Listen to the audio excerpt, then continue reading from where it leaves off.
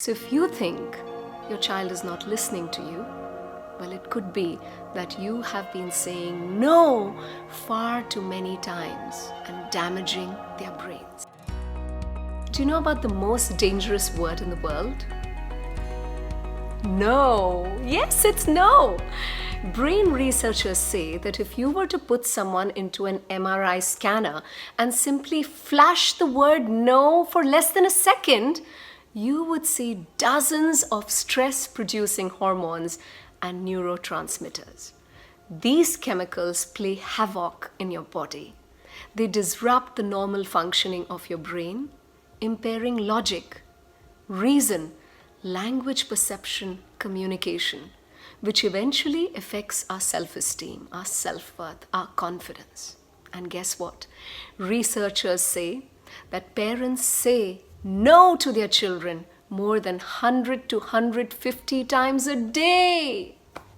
So if you think your child is not listening to you, well, it could be that you have been saying no far too many times and damaging their brains. Language perception experts also say that the brain subconsciously only focuses on the beginning of a sentence.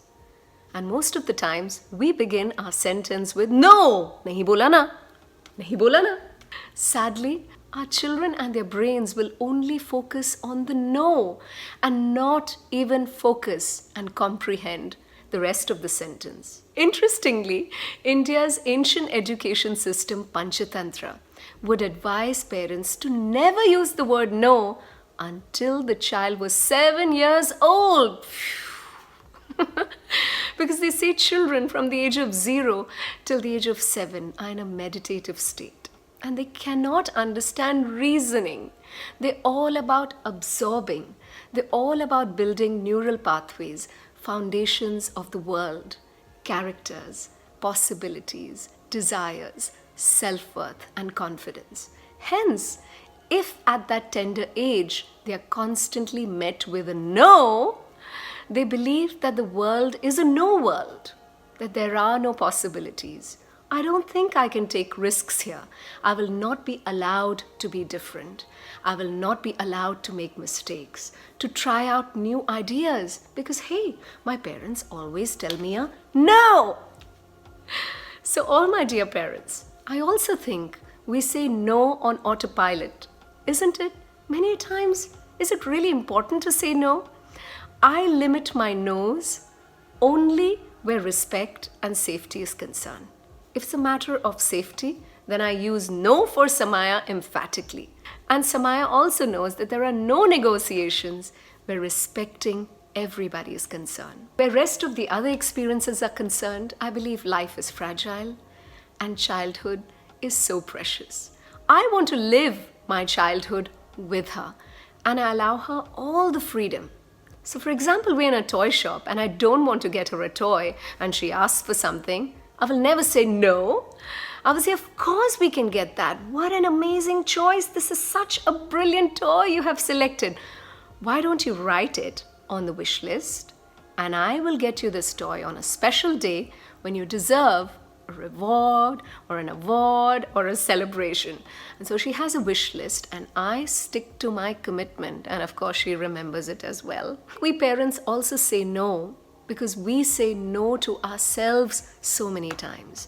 Our dreams, our desires. So it's so important that we start writing. What is it that we truly want in our life or what is it that we constantly say no to? Let's pamper ourselves.